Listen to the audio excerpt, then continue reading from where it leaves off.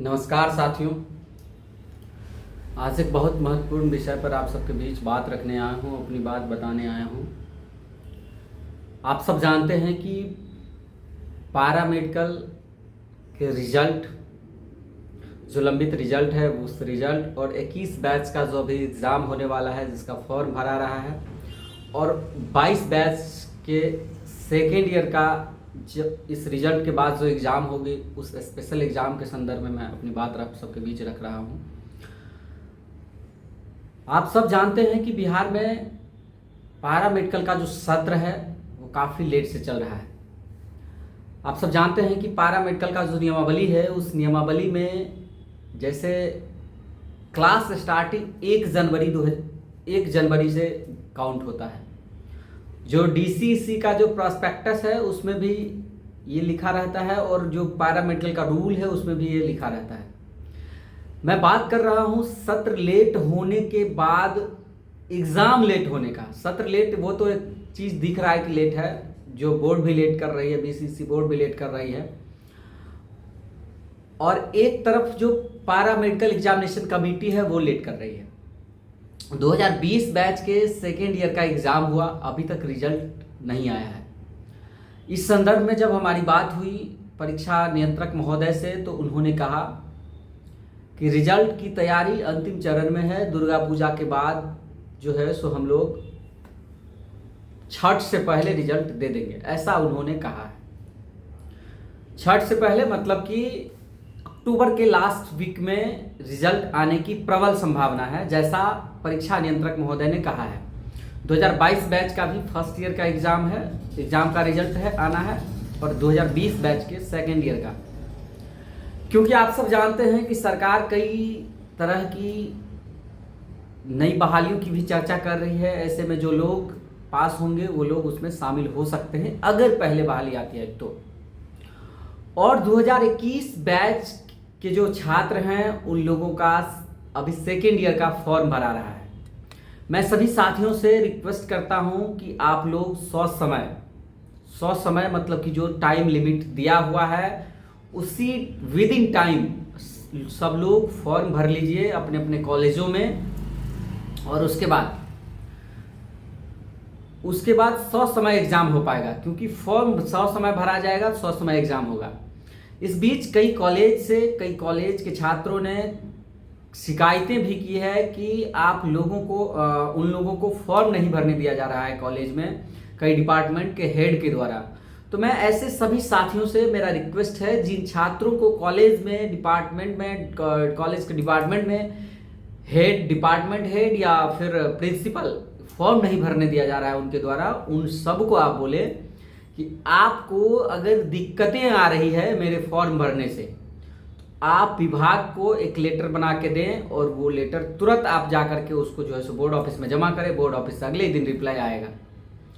क्योंकि आप सब जानते हैं कि ऐसा कोई नियम नहीं है, जो प्रोफेसर हेड, जो डिपार्टमेंट के हेड है वो फॉर्म नहीं भरने दे रहे। ऐसा कोई नियम नहीं है। वो लोग इसलिए नौटंकी कर रहे हैं कि उनके यहाँ जो स्टाफ की कमी है, और पैरामेडिकल छात्र जो उनका काम कर रहे हैं वो काम रुक जाएगा, तो सवाल होगा, दिक्कतें होगी। इसलिए ये नौटंकी डिपार्टमेंट के हेड कर रहे हैं। रूल में ऐसा कहीं नहीं है। कॉलेज का काम है अटेंडेंस देना, और कॉलेज अटेंडेंस देकर बच्चों का फॉर्म भरवाएगी, ये कॉलेज का काम है। इसलिए आप लोग बेहिचक, किसी भी डिपार्टमेंट में डरे नहीं, बेहिचक उनको बोले कि आप फॉर्म भरने की जो नोटिस है, उस नोटिस पर आपको चाहिए विशेष जानकारी, तो आप पैरामेडिकल बोर्ड में कंसल्ट करिए, बात करिए, या फिर आप एक लेटर दीजिए। उस लेटर को स्टूडेंट ही पहुंचा देगा, या नहीं तो जो क्लर्क है वो पहुंचा देगा बोर्ड ऑफिस, वहां से रिप्लाई आ जाएगा। क्योंकि हमने कंट्रोलर महोदय को कहा है, कंट्रोलर महोदय ने कहा जहां कहीं भी फॉर्म भरने को लेकर के ऐसी दिक्कतें आ रही है, वहां के डिपार्टमेंट हेड अगर नहीं बात सुन रहे हैं, नहीं फॉरवर्ड कर रहे हैं, तो उनसे एक लेटर जो है सो बोर्ड को भेजवाइए, और वो तुरंत उस बोर्ड को भेज दिया जाएगा। क्योंकि पहले भी 1-2 बार ऐसा हो चुका है।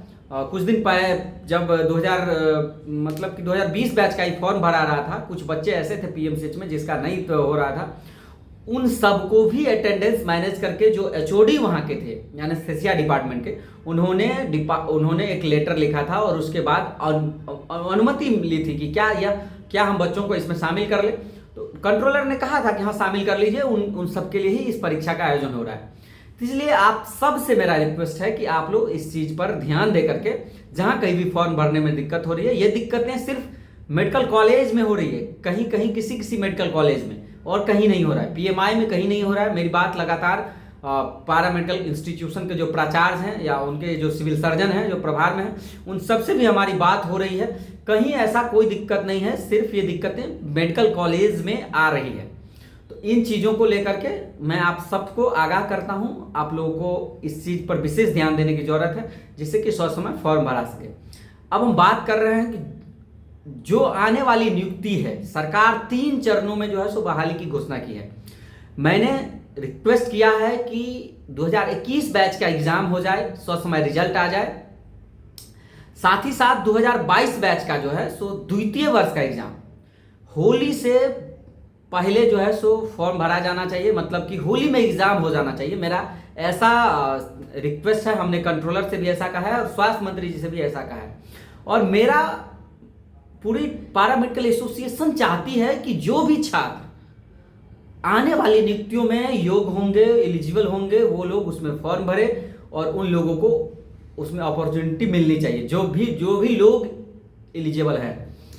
तो मेरा आप सबसे रिक्वेस्ट है कि आप सब लोग इन चीज़ों पर विशेष ध्यान दीजिए, एग्ज़ाम की तैयारी अच्छे से कीजिए, क्योंकि जो लोग फेल कर जाते हैं, आप सब जान रहे हैं कि फेल कर जाने वाले लोग साथ ही 1 साल लगभग बैक हो जा रहे हैं।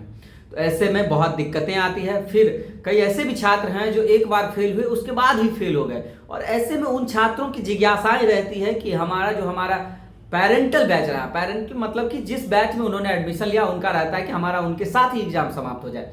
तो ये चीज़ें नहीं हो पा रही है, क्योंकि इसमें है कि जब तक आप सारी सब्जेक्ट को पास नहीं कर जाते हैं तब तक आप सेकेंड ईयर का फॉर्म नहीं भर सकते हैं। तमाम चीज़ें हैं। अगर कहीं भी इस चीज़ को लेकर के दिक्कतें हो रही है तो मैं तो रिक्वेस्ट करूंगा सभी साथियों से कि अपने अपने कॉलेज के प्रिंसिपल से इस प्रिंसिपल को इस चीज़ के लिए कहें कि स्पष्ट दिशा निर्देश बोर्ड से मांगे, जिससे कि सर्टिफाइड दिशा निर्देश रहेगा तो उससे कंफर्मेशन आएगी और छात्र मोटिवेट होंगे। साथ साथ 2022 बैच का स्पेशल एग्जाम जो है सो हम लोग चाहते हैं, पूरी एसोसिएशन चाहती है, पूरे बिहार के छात्र चाहते हैं कि स्पेशल एग्जाम जो है सो होना चाहिए उनका, जिससे कि आने वाली जो नियुक्तियां हैं, जो 3 फेज में सरकार ने घोषणा की है कि हम लोग बहाली करेंगे 1,60,000 पद पे, इस बीच में 44,000 45,000 पद की भी बात की जा रही थी। जो भी तमाम चीज़ें बाद जो भी बहाली आनी है उसमें मैं चाहता हूं कि सभी लोगों को, जो लोग पात्र हैं उनको मौका मिलना चाहिए। और सरकार और पैरामेडिकल परीक्षा नियंत्रक जो हैं आदरणीय वीरेश्वर प्रसाद सर, उनसे मेरा रिक्वेस्ट है कि सभी लोगों के बेहतर भविष्य को ध्यान में रखते हुए सभी लंबित परीक्षाएं ली जाए और तय समय में जो रूल है 3 महीने के अंदर, एग्जाम के 3 महीने के अंदर रिजल्ट होना चाहिए, उस टाइम पीरियड में रिजल्ट देना चाहिए, ना कि 6 महीने 7 महीने 6 महीने 5 महीने। तो ये इस चीज़ से छात्रों में भी एक आक्रोश बढ़ता है।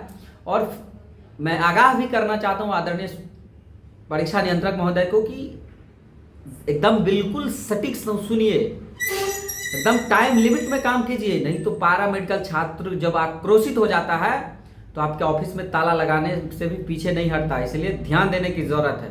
बहुत बहुत धन्यवाद। अगर आप लोग देख रहे हैं यूट्यूब पर तो प्लीज़ सब्सक्राइब कर लीजिए और शेयर कीजिए। धन्यवाद।